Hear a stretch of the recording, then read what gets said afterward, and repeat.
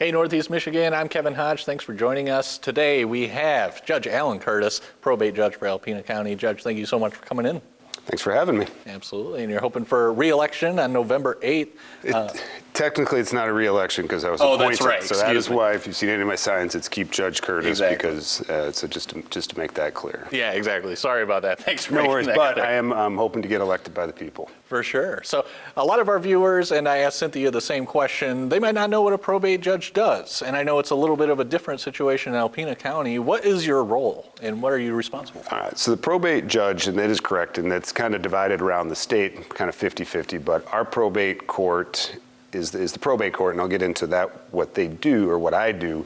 It also covers the district court and our sobriety court. So the probate judge duties, one of the most typical things you would think about, it's the administration of assets after death. So whether somebody dies with a will, without a will, a trust, anything that needs to be, the term probated, meaning has to go through the courts in order to get distributed after death. And so there's lots of different things that can go with that. They can be informal, formal, supervised, unsupervised. There's just all different levels depending on the complexity and depending on what somebody's wishes were.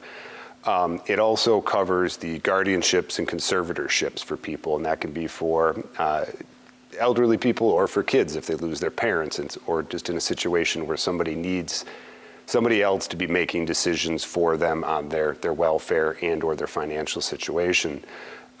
It also includes then the involuntary mental health petitions, and we work directly with CMH on those matters. It's really kind of the probate duties. The district court, all criminal matters start in district court. It's general civil less than $25,000. It's landlord-tenant. It's small claims.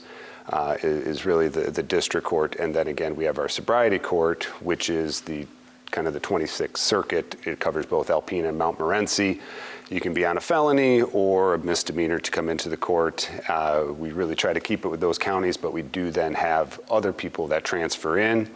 We have situations where people may be at a treatment center here, Sunrise, and realize that it's not a good choice for them to go back to their community. They want to remain here, and then we'll get them into our program if it's what fits. And so those are really the three main areas that the probate court covers. Also, we have a concurrent jurisdiction with Judge Black and Judge Green over in Montmorency, so if they need coverage or if they have conflicts, we all kind of cover for each other. So there's been times that I've covered Judge Green. She runs the Veterans Court, so I've covered for her on that behalf, and she's covered for me. I've covered for Judge Black, and so we all kind of work together with that to keep the whole court system flowing, because we are the 26th Circuit, meaning again Alpena and Montmorency counties together. And you mentioned mental health. Do you think we're offering enough mental health support right now in this county?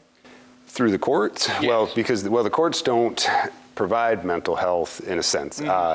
The court-ordered mental health orders, that is a real unique situation, because it's a petition gets filed essentially alleging kind of one of three things, but they come down to a person is either a risk of harm to themselves or others, can't take care of their basic daily needs, or that they're unable to understand their need for mental health, and thus they're a risk for themselves. There's a lot more that goes with it, but those are kind of the three main things, and those petitions are bringing those people in and assuring that they then, if they find by clear and convincing evidence that there's somebody that's a person in need of treatment is the term, then they get into they can defer the order and say, nope, I'm not going to contest this, I'll go along with it and provide it.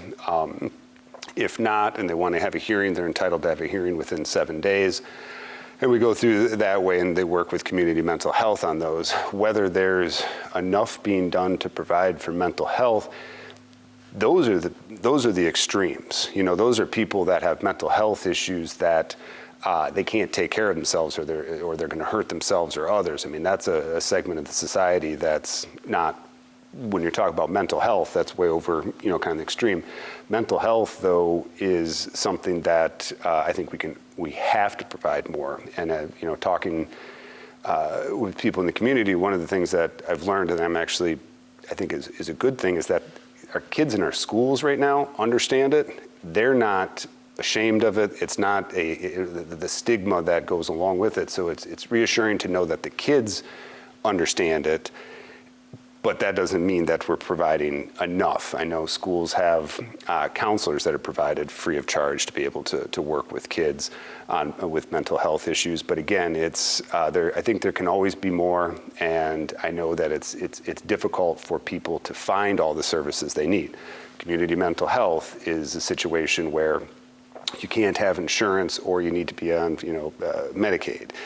Then there's behavioral health, where again, they take certain people, and then you have private practice. So I know it's difficult for people to find the services they need. And so I know there's people in the community that are working on simplifying that, making a way in which, if same kind of situation, if you had a kid and he's all of a sudden, doesn't have to be all of a sudden, but is suicidal or is in a situation where they're in a mental health crisis, where does that parent or loved one go to know the steps, what to do to go through that? So I know there's people that are working on making that simplified. So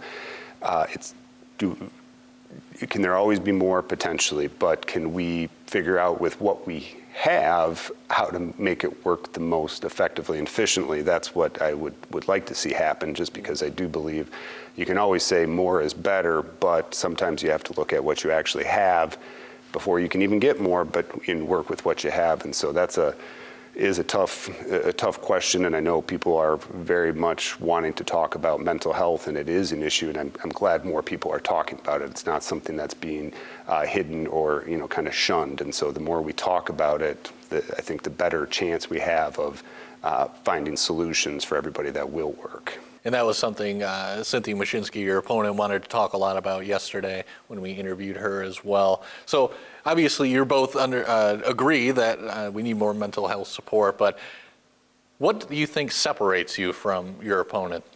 Truly, I think it has a lot to do with my legal experience, and which is I've been a prosecutor, I've been a defense attorney, I've practiced civil law where I've done, contractual disputes. I've represented insurance companies, so we've represented municipalities, represented individuals, if they get into a car accident. I've also done plaintiff's work where, yes, you get injured on a snowmobile or car, accident and go forward with those. I've represented women that have been terminated and sued under the Family Medical Leave Act. I've done a lot of different plaintiff work also. I've done family law, so I've done divorces, I've done adoptions, I've done protection orders.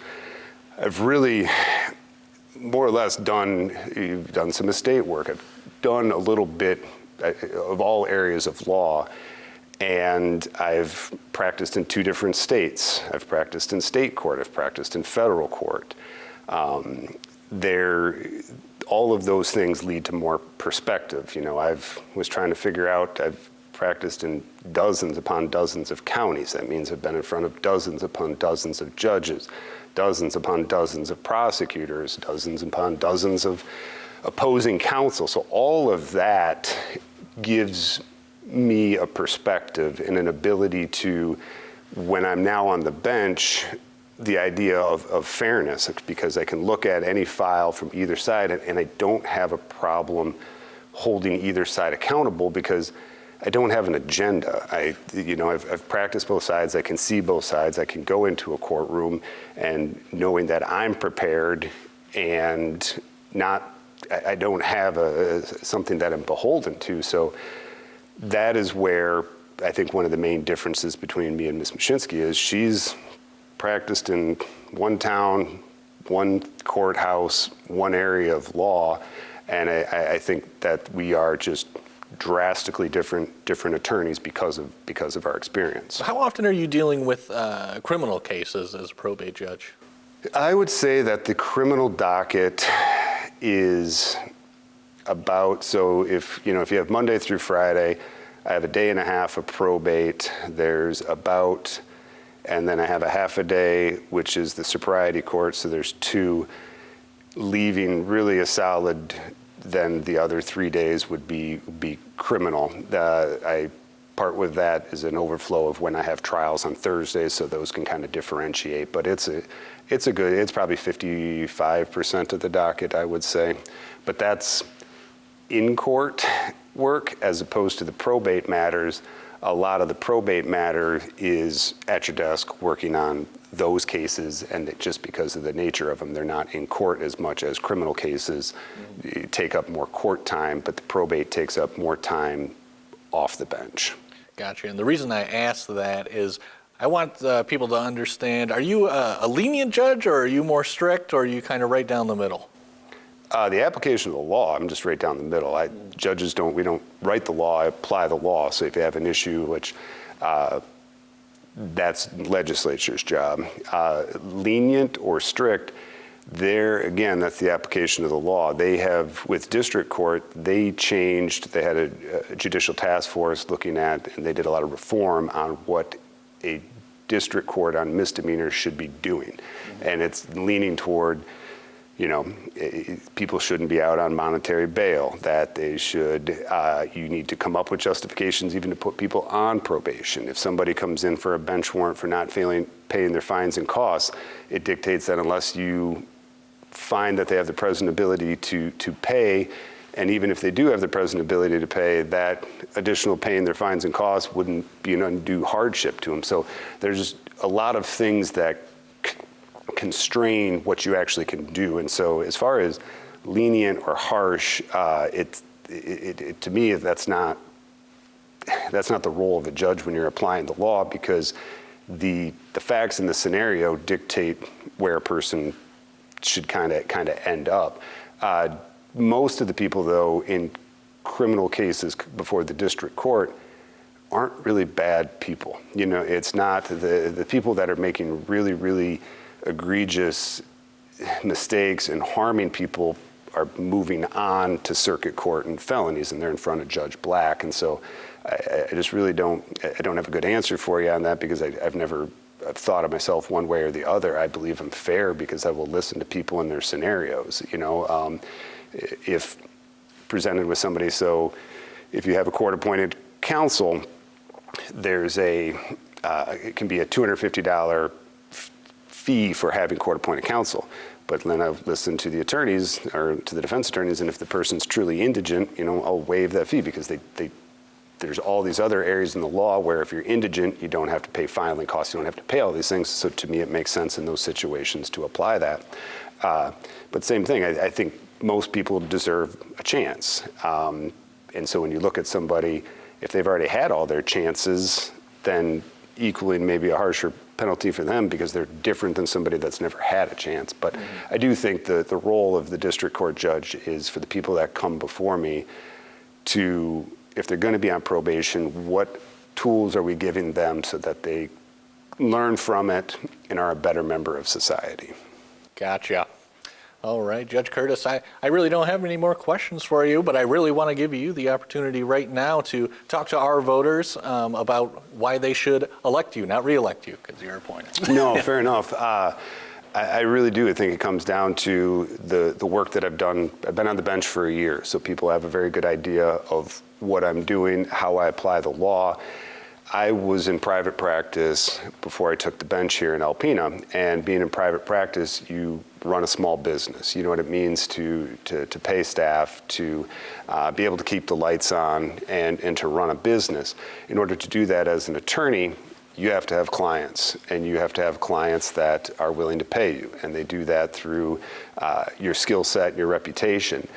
What it does, though, is by having been in private practice, it allows me to understand and value, now that I'm working as a public servant, through getting paid through tax dollars, and it gives me an honest respect for what you would have to do to go out into the community to earn the salary that you're getting paid. And that is something that I take to heart every day that I go to work, is knowing and having the respect that I'm a public servant getting paid by tax dollars. That's not something I take for granted, because I know what you have to do out in the community to earn that. And I guess want the people to know that I value that, and I put in the same effort and hard work that I did as in private practice as I do on the bench. That I want to make sure that I put in all of the effort that I can. I don't cut corners, and that's why it goes into my preparedness, and it's all just part of me and who I am and my character of being prepared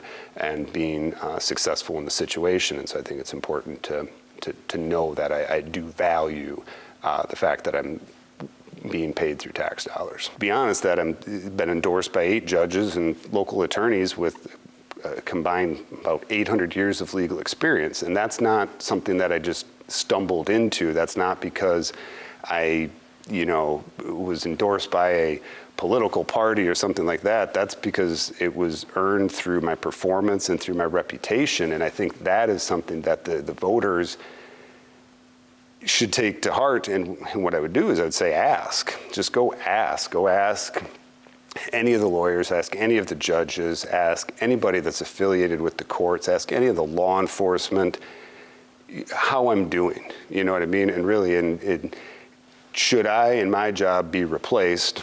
How is she doing in her job? And should she replace me? I mean, that's the ask around. I mean, I can sit up here and tell you all of my experience and what I've done and why I got appointed for all those reasons. But the reality is, talk to the people that are involved, that know the court system, and that's what I would tell the voters to go out and do, because I was appointed for a reason, and it wasn't political. It was because of my skill set, my experience, and who I am as a person, and for no other reason. And so I would ask for the people to go out and hold me to that, ask around. And so that's what I would say, and that I am the clear choice of the person that should be judged because of my experience.